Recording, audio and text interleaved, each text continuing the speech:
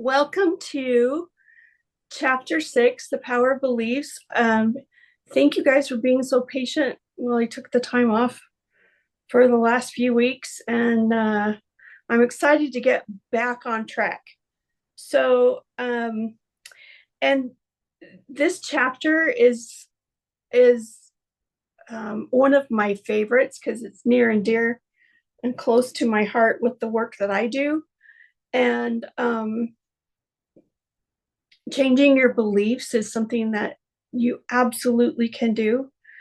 So I found, I don't know if I can, yeah, there it is. Okay, you can see the video or the book that Louise Hay wrote.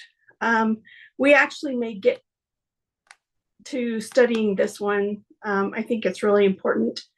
But Jessica mentions it right in the beginning of this chapter. She said, we're on page 99 if you want to follow along in your book. She said, in her book, You Can Heal, which she says has sold more than 50 million copies, by the way. So lots of people have this book. Louise Hay shares one of her key philosophies. The only thing that we are ever dealing with is a thought, and a thought can be changed.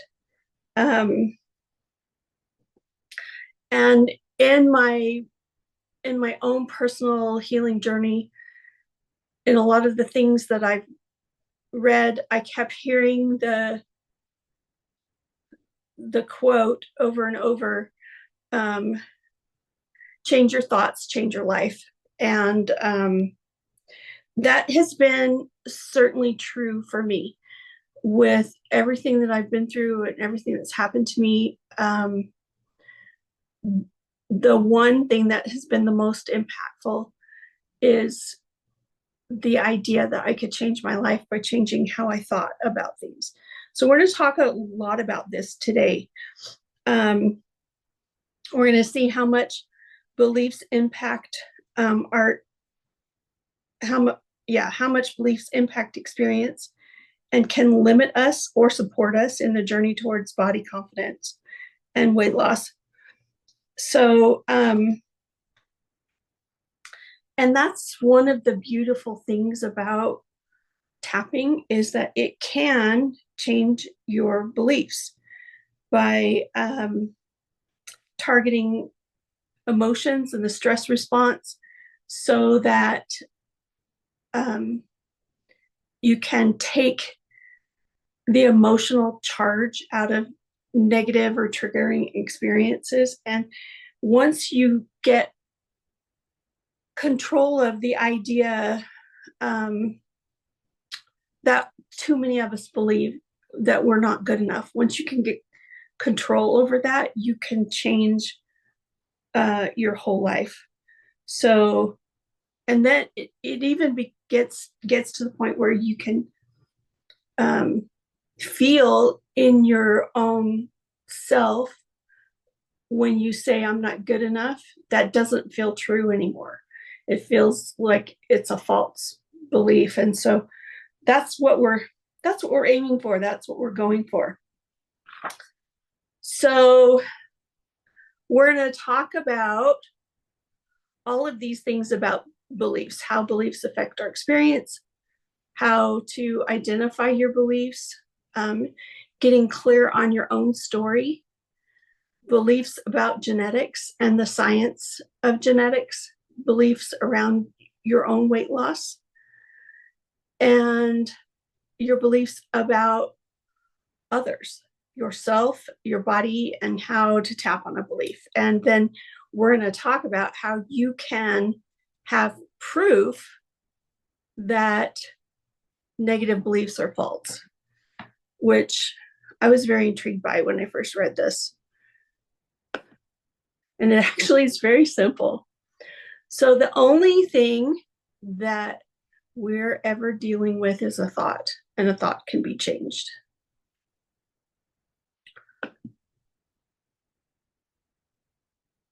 I'm not good enough. This is a thought that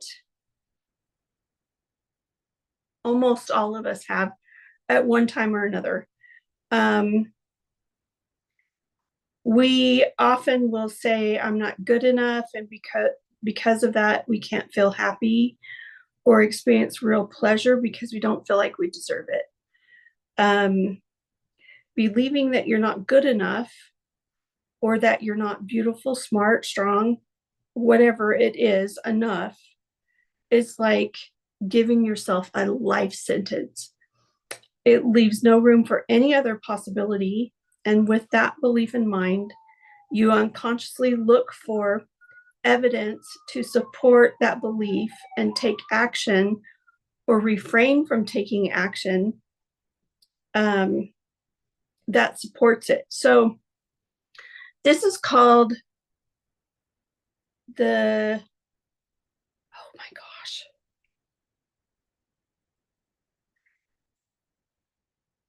It's a something reticulating. I'll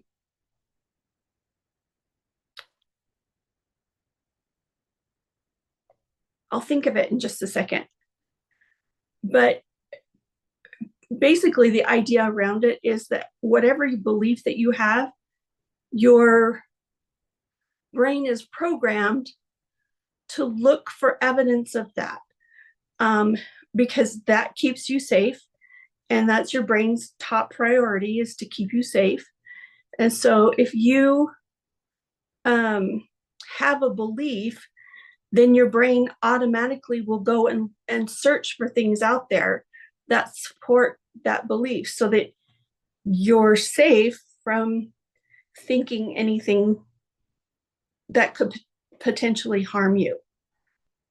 I hope that makes sense. I wish I could remember what the exact word that it's called. It's something reticulation system. So yeah, your brain just goes and searches for that. You also will interpret events, even if it's not exactly what has happened. You will interpret something to support those beliefs too. So you even seek out events, and you can, something can be interpreted two different ways. Your mind will interpret it to support the belief that you have. So let's see. You also unconsciously seek out or are attracted to people who give you that same kind of negative feedback that proves that you're right. So oftentimes, even the people and places and things in your life are there to support the beliefs. That's why our beliefs are so powerful, is because then we start to have we're in this like feedback loop of people, places, things that support your belief system. My sister and I had a conversation about this not too long ago. We were talking about a situation with a member of the family, and they had done something or been around certain friends that had done something that was kind of dangerous. And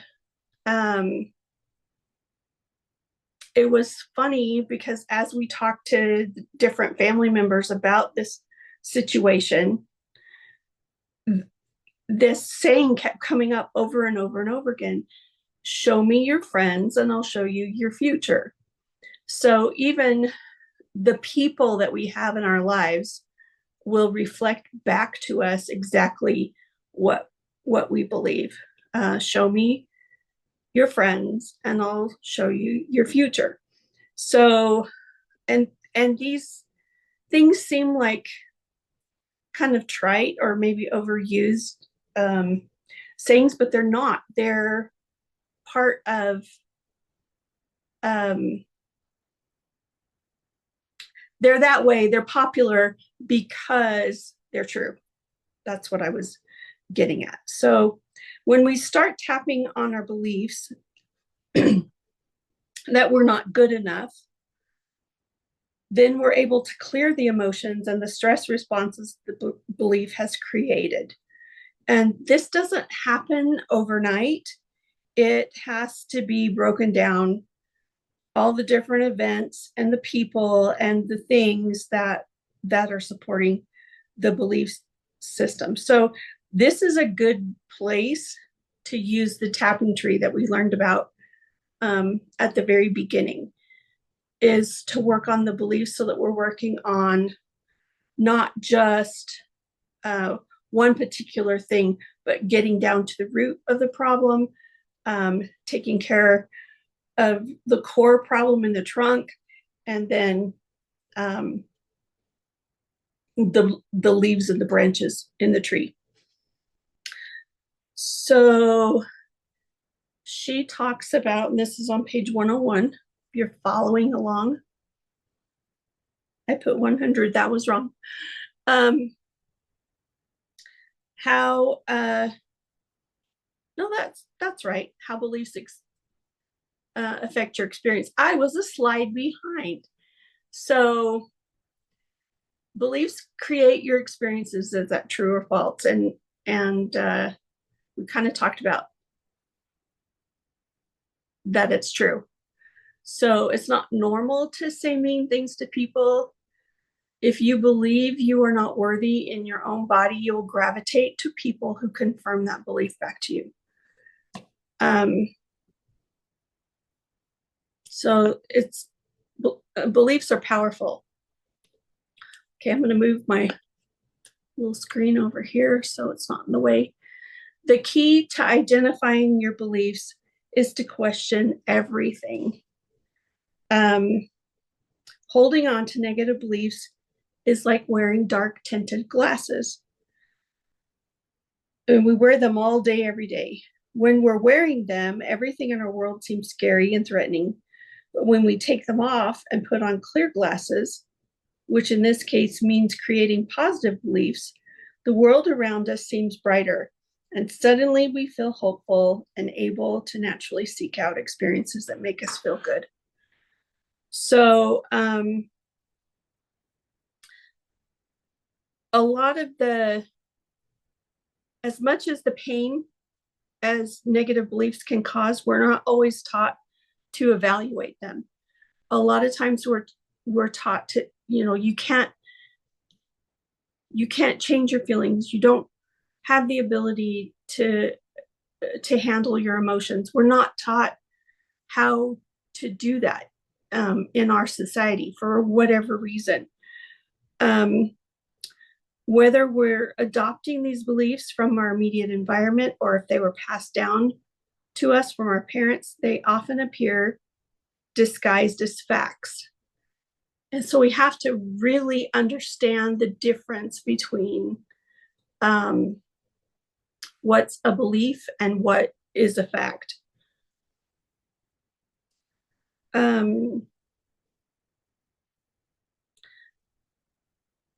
In questioning our belief system, it often causes us to have to question authority, and that can get really scary. We tend to have the most time when we question authority is during our teen years, when we're naturally rebellious, but then later on in life, we sort of settle into our belief systems and think that what we believe is just how the world is. And more dangerously, this is just who I am. So I don't know how many of you have heard this from other people, but I heard it from my ex a lot. This is just who I am. This is just how I am. I can't change it. So targeting a belief begins with first questioning the way that we view the world and ourselves. when we tap while focusing on a belief, the emotional stronghold weakens, and we have the ability to step back and ask ourselves, is this really true? I can't tell you how powerful it is to be able to question your belief system and say, is this really true? Is this what I believe? When I went through my own personal healing journey, I'm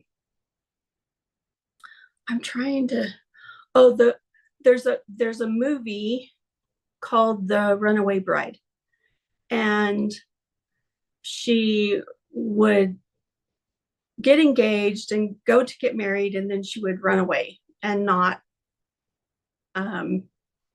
go through with the wedding. And at one point towards the end of the movie, her fiance finds her. She'd run away from the wedding, and he finds her at a restaurant, a diner, eating eggs. And she's talking about, I don't even know what kind of eggs I like, because I was just always told, I like scrambled eggs, and I don't really like scrambled eggs. I like eggs Benedict. It's a lot of times we're in the same situation. We don't even know what we believe or what we like, because everyone else around us has been telling us, this is what you should like. This is what you should believe. And we haven't really taken the time to learn it for ourselves. So the first step in releasing all of these negative beliefs is to first identify them. And we do that by learning to question everything, including what we've always known to be facts. And that's what Jessica says we're going to do next. So take a moment to ask yourself these following questions. You may want to write them down along with your answers.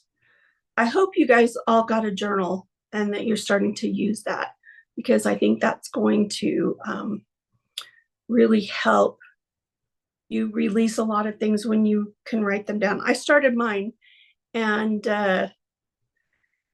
man, when I sat down with that journal and I started to write down all the negative emotions I was feeling, all the negative beliefs I was feeling, I have pages now of tapping targets that I can use. I'm trying to go through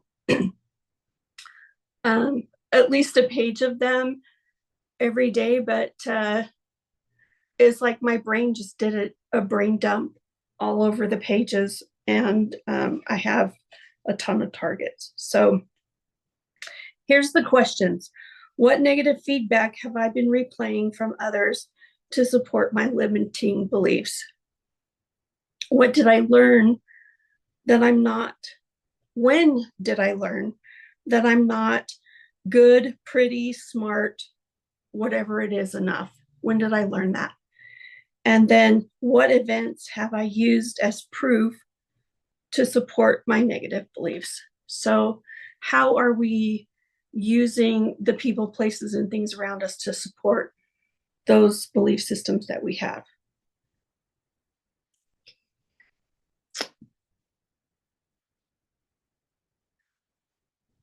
Albert Einstein said the important thing is not to stop questioning. Curiosity has its own reason for existence. So keep questioning. Keep being curious about what your beliefs are and why. So we're going to talk about getting clear on your story and rewriting your story. I actually did this quite a bit early on into my own healing journey, I took a class on the sacral chakra. And the sacral chakra is one about creativity, and it's sort of the basis of who we really are, and what we believe is located in that chakra. And as part of the class, we had to make an avatar for ourselves. And this was really hard, because when you think about creating, and he used the words an alter ego or an alternate personality. And at first I was like, that is so weird to think of, having this alter ego or this different personality, or whatever it is. And I came across, I toyed with the idea of all kinds of things. Part of the thing that I discovered in my own journey was that I felt like I was a warrior, that I had survived this terrible battle, and I was battle scarred. And so I toyed with the idea of different iconic female warriors. And eventually, like I said, it's a really long story. I came across this book called The Deborah Anointing. And it was about Deborah from the Bible, and how she was a judge in Israel. But not only that, but she was a warrior. So I got that book and I read it, and I finally settled on that to be my avatar. And it was easy because that's my given name, Deborah. But I never used it throughout my life. I was always called Debbie. And but the name Deborah had a certain power to it that I never realized until I got really familiar with the biblical story. So I changed my name to Deborah, and that's why I'm called. That's actually my avatar. So think about that as you're going through this, about getting clear on your story. So as we identify our negative beliefs, we see a pattern emerge that is spread across our entire life, and it creates a story about who we thought we were and what we thought we were capable of. And once we start tapping to change our limiting beliefs, we find that we can change the story and make incredible progress. So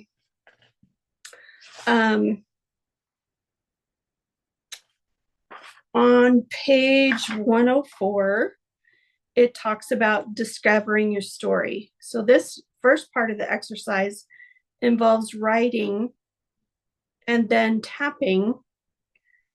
So you start by finishing the 2 sentences below that help you see your own limiting beliefs. So write each sentence down and complete it in your own words.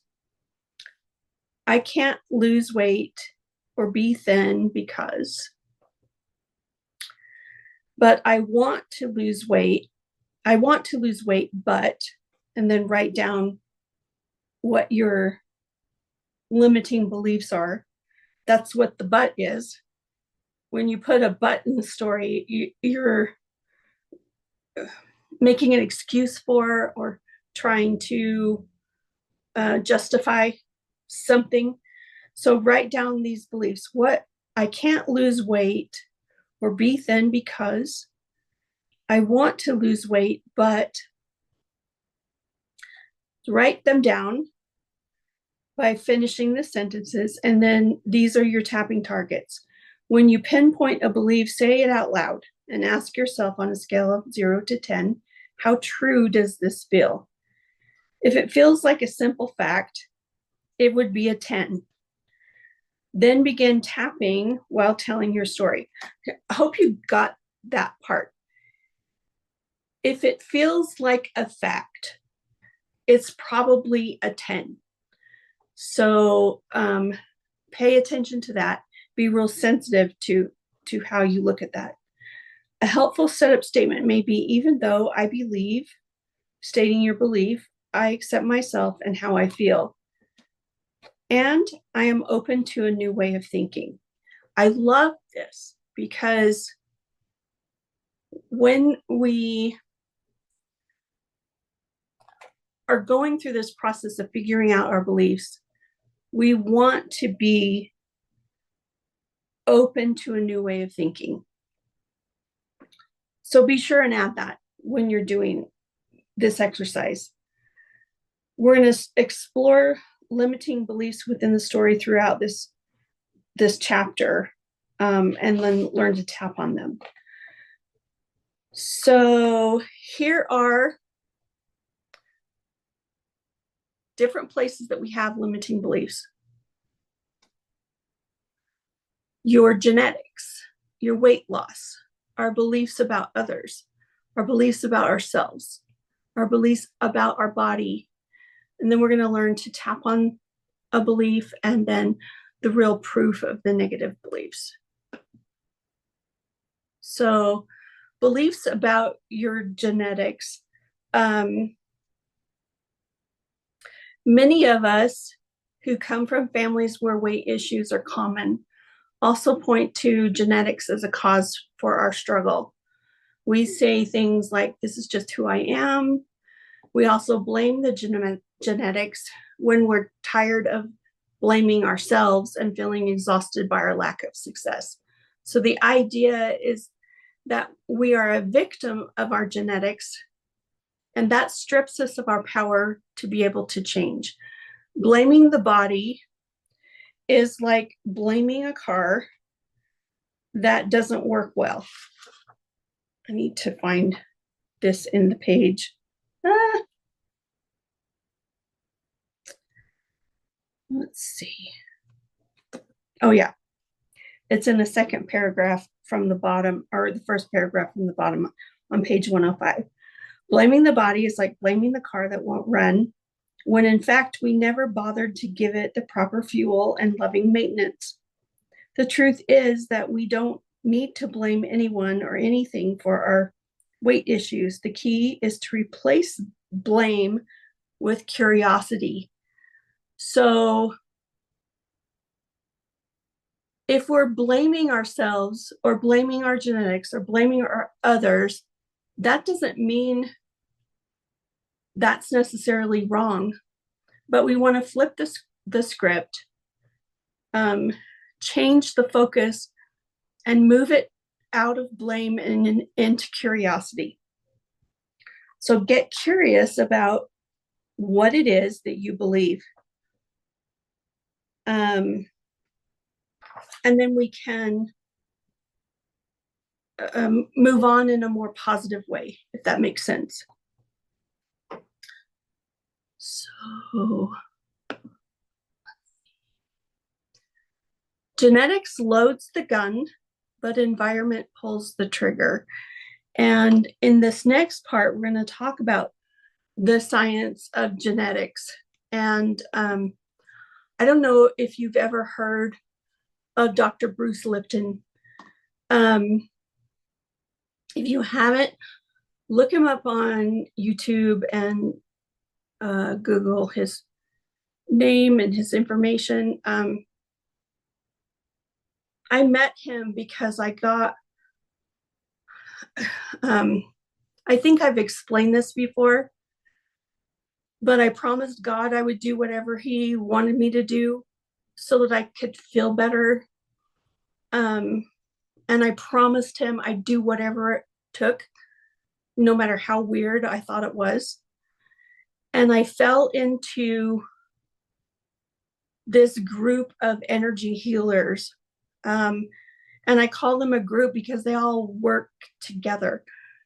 It doesn't surprise me at all that Jessica Ortner and her brothers are part of this group of people. I didn't realize that she had a connection to Bruce Lipton until I read this book. But in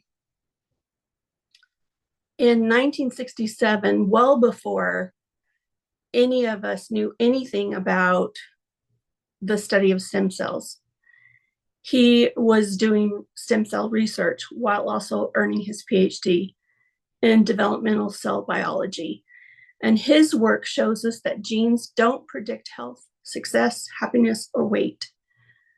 Gene expression is based on environment.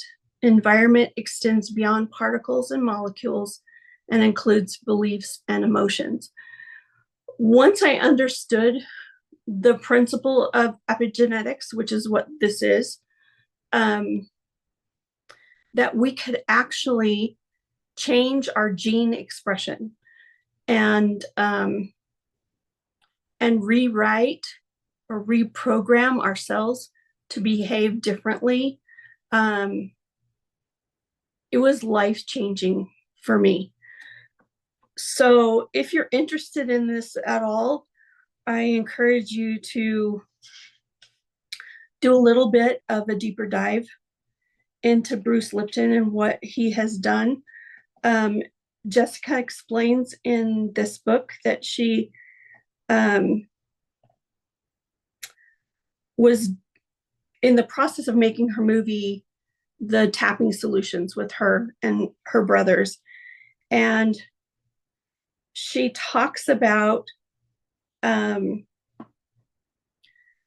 to meet Dr. Lipton with another guy who was the director, Nick Polizzi. Yeah, Nick Polizzi. Yeah, I'm not saying it right. I apologize. But Nick is another person that wrote a book that changed my life, and it's simply called Trauma. And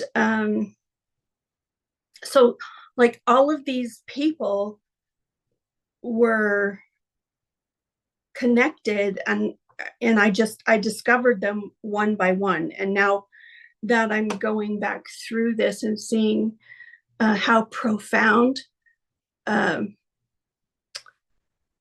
part that God creator played in my own healing, it really is humbling to know that he's like, yes, this is the place. All of these people are connected. Pay attention to what they're saying. What they're saying is important. So if you haven't watched The Tapping Solution, I think you can get it for free even on YouTube. I would encourage you to watch that movie. Also, for this chapter, it's in the supplemental materials for chapter 6 on Jessica's website. I've even placed a link to it on my website in chapter 6, where it's the interview that she did with Dr. Lipton, where he explains beautifully about all of this genetic epigenetics and how you can change your belief system. And tapping is key to a lot of this. She says that this interview was and still is her favorite interview from the movie. She said talking to him was fascinating, and by the end, Nick and I felt like giant sponges soaked to the maximum capacity with incredible new knowledge. I felt this way too when I learned about all of these things and how powerful our bodies are, and how they're programmable, which makes complete sense. So I'm not going to go into a whole lot more detail about this, but She said, take a moment now to think about the internal environment you're creating for yourself and your cells. In your body, is your body living in one that's loving and nurturing, or an environment of self-hatred and punishment? Feel free to write down your thoughts about this. Remember, the point of this process is not to blame anyone or anything, including yourself, for your past weight struggles. There's no blame here. It's not your fault.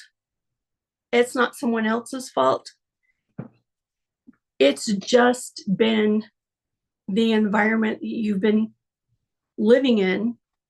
And if you want to change that, then change your environment. And if you want to change your environment, then tapping is the way to do that. So let's go on. I encourage you to watch all these movies. They're all linked in my on my webpage for the book club.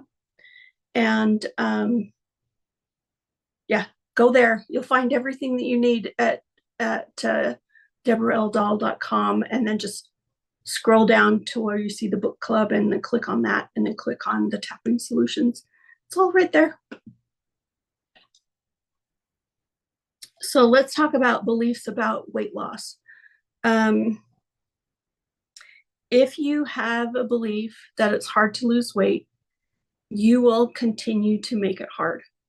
Like we talked about before, your brain, your mind will look for ways to prove that to you. It'll constantly be hard.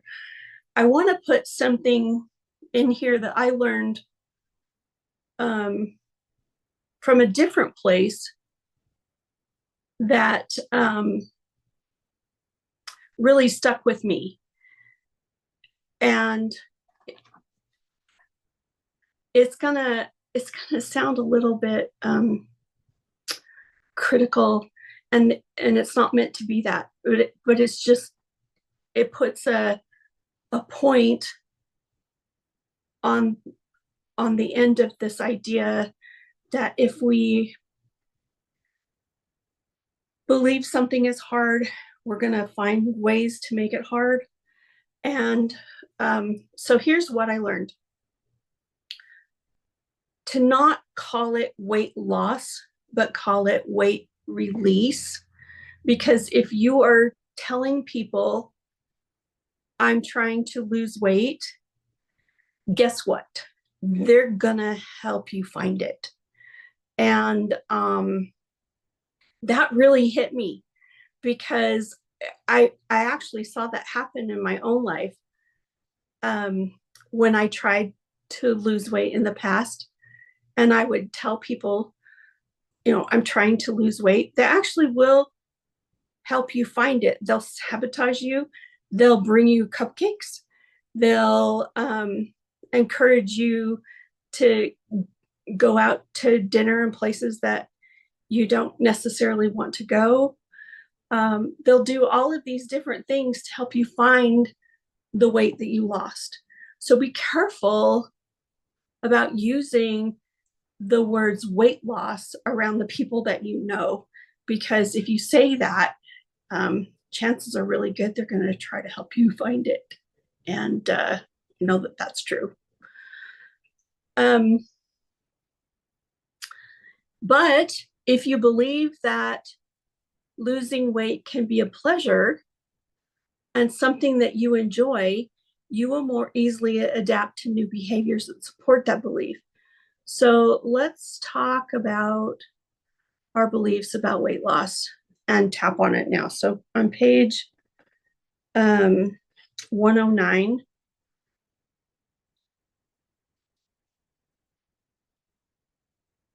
what if having a healthy, put my glasses back on.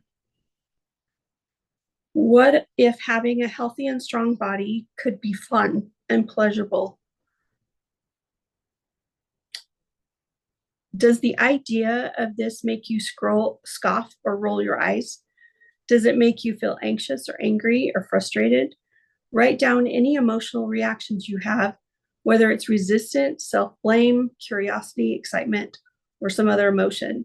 You can use these emotions that come up as tapping targets.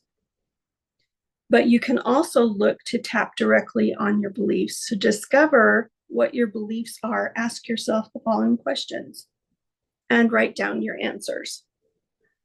What belief do I have about my genes and body? A, it's my genetics. B, I have a slow metabolism. That's mine. I've said that my entire life. I have a slow metabolism. C, my body is working against me. And then the second question on the next page, 110, what are your beliefs around what it takes to be healthy and strong? A, if it's not hard, I'm not doing it right. B, I have to deprive myself. C, I have to eat perfectly. D, I have to suffer to see results. E, I have to obsess over calories. F, I need to criticize myself to get my act together and be healthier. Or G, none of the above or something else. So she said, I'll teach you later how to tap on the beliefs, but for now, I just want you to identify them. So I could name mine right off the bat, the ones that I have. My biggest one is that I feel like weight loss is hard. Like, it has to be hard. It has to hurt. It's not fun. All of those things. So write down what your particular beliefs are. We'll use those a little bit later. The next one is beliefs about others.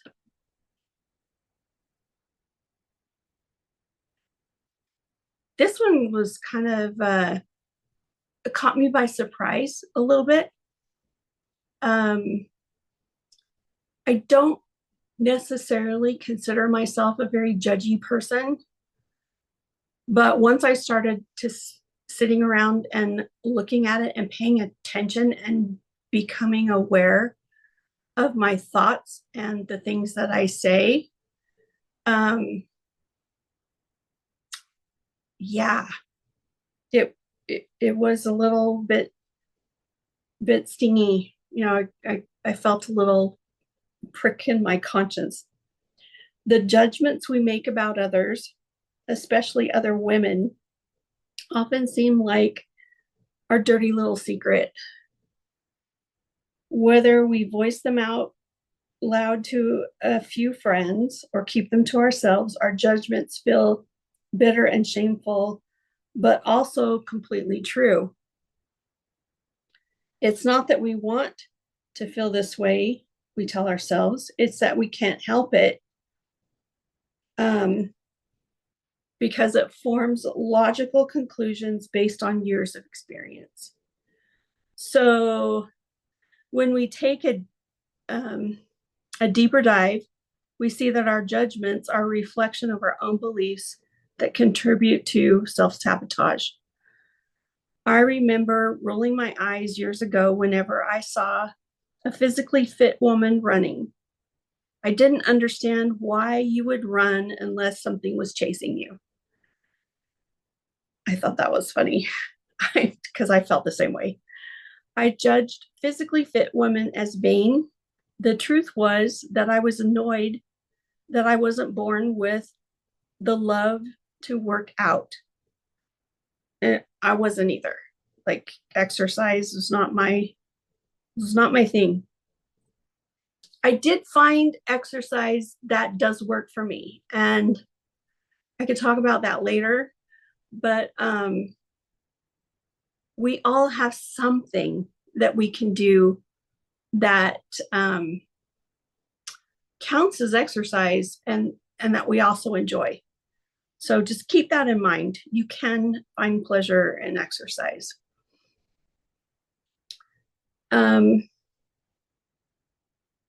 If I couldn't be like them, at least I could judge them. And judging them somehow felt more empowering to me.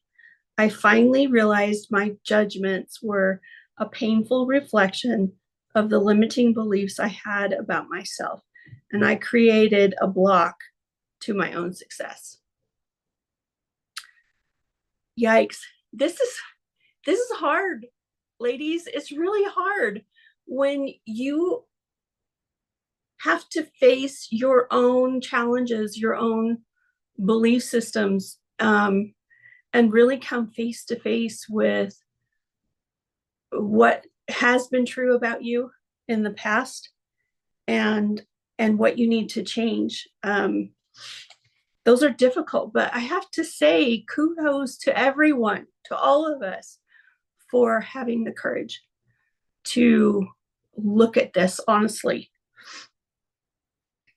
Are there thin women who are vain and cruel and have bad attitude and an unhealthy relationship with exercise? Of course there are. Definitely there are. But there are also overweight women who are vain and cruel and have bad attitude and an unhealthy relationship with exercise. There are 7 billion people on the planet, and weight and body mass index do not determine a person's attitude. And I have to tell you this, just a little aside. My son was interested in becoming a pilot. In fact, he took pilot lessons, and we moved before he was able to actually get his pilot's license. But there is a saying among the pilots is that your attitude determines your altitude. So the attitude of a plane is where its nose is pointed. Down, up, straight, up. So your attitude determines your altitude, whether you're going to go up or stay the same or go down. So just kind of keep that in mind. Your attitude determines your altitude. How high are you going to fly? When you pass judgment on someone else, you're teaching your subconscious mind that it's not safe for you to have what they have. This hit me really hard. When we judge someone else, we're teaching our subconscious mind it's not safe to have what they have.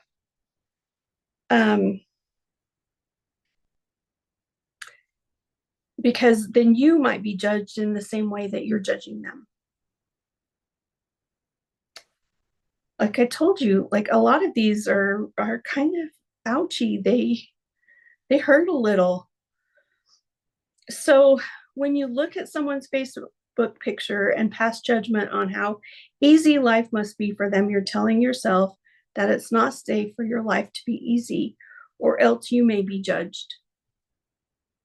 Then you'll unconsciously continue to find ways to prove your value through the struggle. Instead of being judgmental when you see someone who has more money or healthier body, get curious. Be friends with them. Ask them what motivates them to stay healthy. More important, cheer them on. The more you can celebrate someone else's success, the more congruent you will be with creating similar success in yourself. I put this picture of these older women who are all smiling and they're friends on here for a very specific reason. I belong to a dance group of women who are 55 years and older. And there's a big amount of us, great big amount of us that are supportive and kind and helpful to each other. We cry with them when they're going through struggles, and we lift them up and help them feel better, and we celebrate their successes, and a lot of love and camaraderie is there. But there's also this little subset within the group that is real judgy, and it makes me think of high school. And really, if we're not self-aware enough, we're not careful enough, we don't grow out of that. It just becomes more of a part of us than it should. But which side do we want to be on? Do we want to be on the side that judges others harshly and thereby judging ourselves that way? Or do we want to be on the supportive side where you're comfortable enough in your own skin that you can be happy for someone else as much as you would be happy for yourself if it happened to you? So take a moment to think about how you judge others, including those little snap judgments you make while you're in line at the grocery store. Since I have read this chapter, which has been a couple of weeks now, I've kind of had the chance to pay attention to this in advance a little bit. That's why I feel a little cringy about this, because I have caught myself doing some of these things, not being conscious about it. That's what happens when you become self-aware and you start paying attention to what you're doing. But I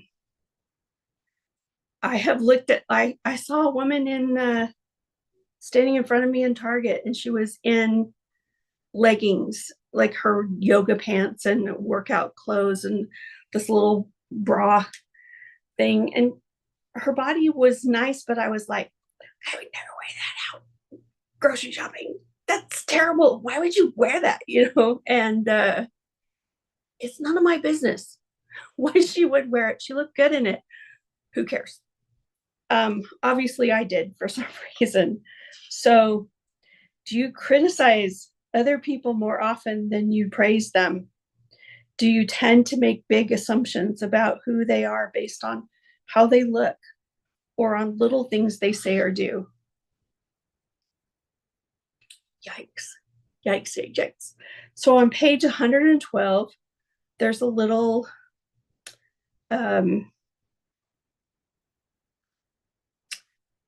exercise that you can do about how do you judge others.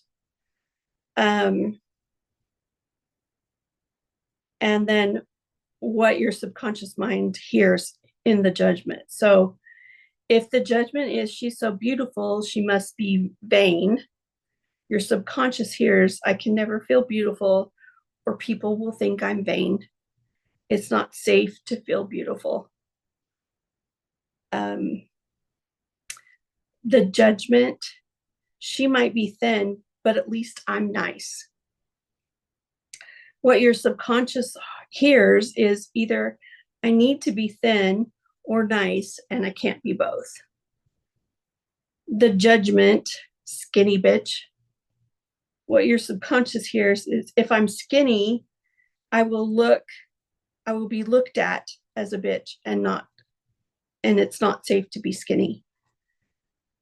And the last one, the judgment, life must be so easy for her because she's thin. What your subconscious hears, if I'm thin or if I make life easier, I will be seen as less valuable and I'll be judged. It's not safe to be thin, and it's not safe to make life easy.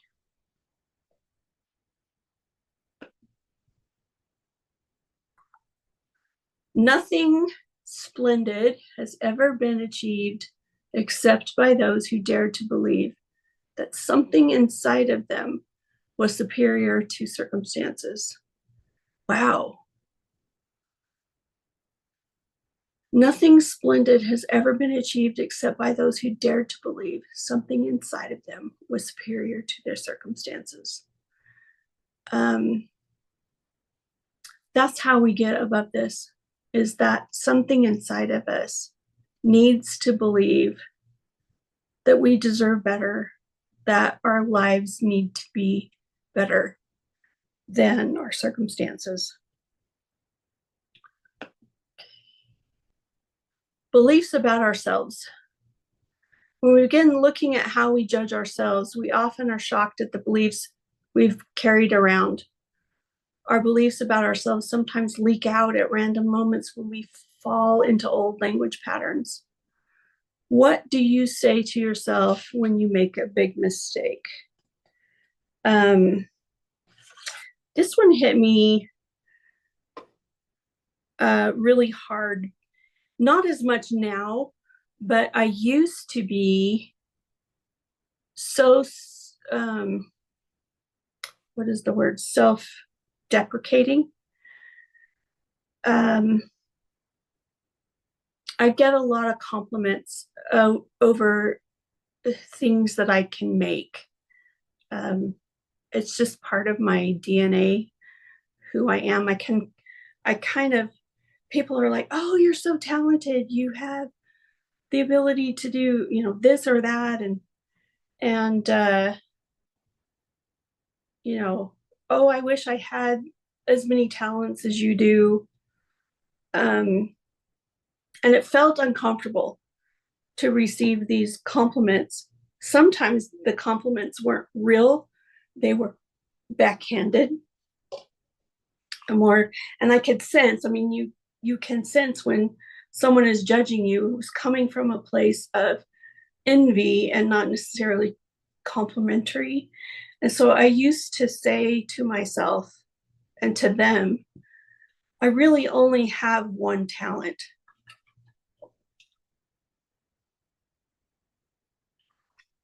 Sorry, I needed a drink. I really only have one talent. And my talent is that I can, if I see something, then I can make it. And so I made myself small to be more accepted. And I did that over and over again. At some point in my healing journey, I got to the point where I was like, I'm not doing that anymore. I do have a lot of talents, dang it. And it's okay to be able to do this. It's who I am. It's who God made me to be. Who am I to be less than what my creator intended me to be? So some way on our journey, we have to get to a place where we have good, strong, healthy belief about ourselves. So when we get to the Q&A at the end, I'm going to ask you this question again. What do you say to yourself when you make a mistake?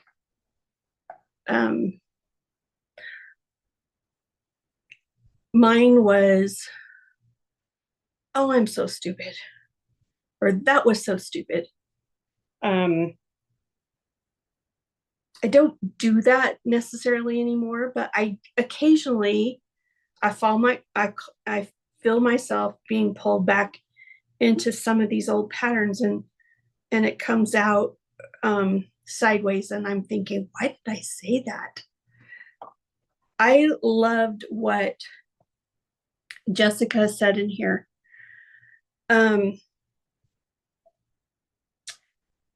She said, as one client said to me, my biggest aha moment was when I realized that if someone spoke to my 5-year-old daughter the way I speak to myself, I would knock them out.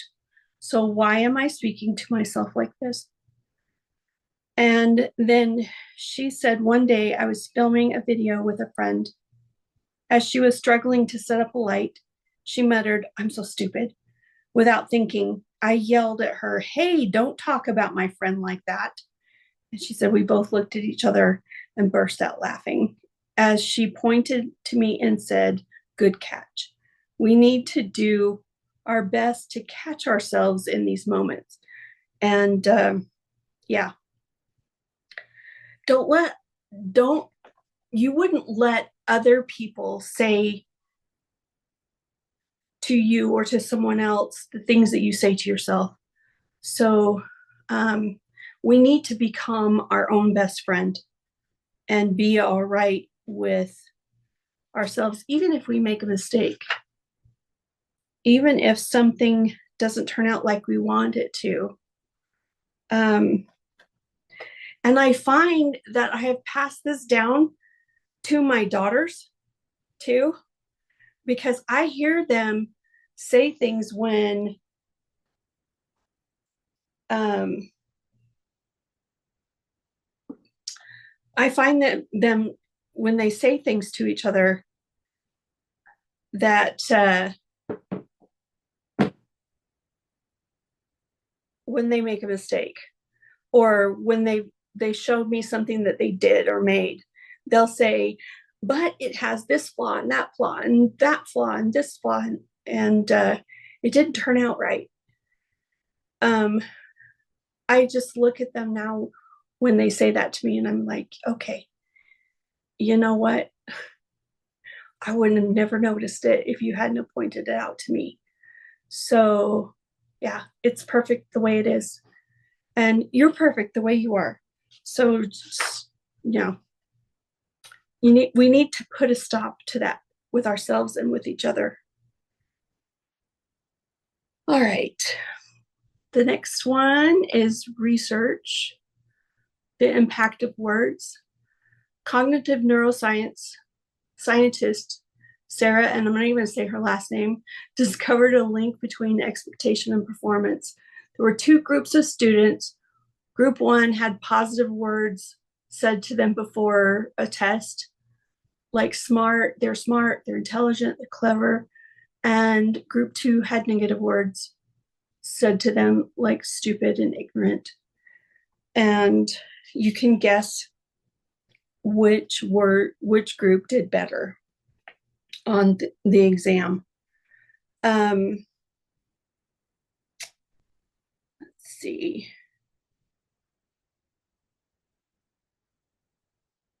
The group that was primed with negative words like stupid showed no increase in brain activity when they made a mistake. In other words, the belief that each group had about themselves had a huge impact on how they responded to making a mistake. Either the brain became activated to make a better decision the next time, or it showed no increased activity. This same principle applies to your own self-talk. If you call yourself fat or stupid, you're creating a negative expectation that your brain will make sure that you fulfill. When you make a decision that isn't supporting your goal, you and your brain simply surrender to the limiting belief. So when we say these things about ourselves, we are literally teaching our subconscious mind to give up. And that's really sad. So the next one is beliefs about our body. Oh, I love this quote when I read it. Everybody has a part of their body that she doesn't like, but I've stopped complaining about mine because I don't want to critique of nature's handiwork. My job is to simply allow the light to shine out of the masterpiece. Such a beautiful thought. We don't need an inner critique of our creator's handiwork. We just need to allow the light to shine from the masterpiece. And we are a masterpiece. All right, beliefs about your body. When most of us struggle with weight issues, we come to see our body as the enemy, and we think our body is something that needs to earn our love and respect. We believe that we need to change this or have a better that. about our appearance in order to feel happy. The truth is quite the opposite. Two of the most common negative beliefs about our body are: one, there's nothing to appreciate about my body, and two, I can't be happy until I lose weight or change this. And what happens with this is we put our lives on hold, and we're always waiting to have this particular thing or do that particular thing until we weigh a certain amount. And it's leaving us in a constant state of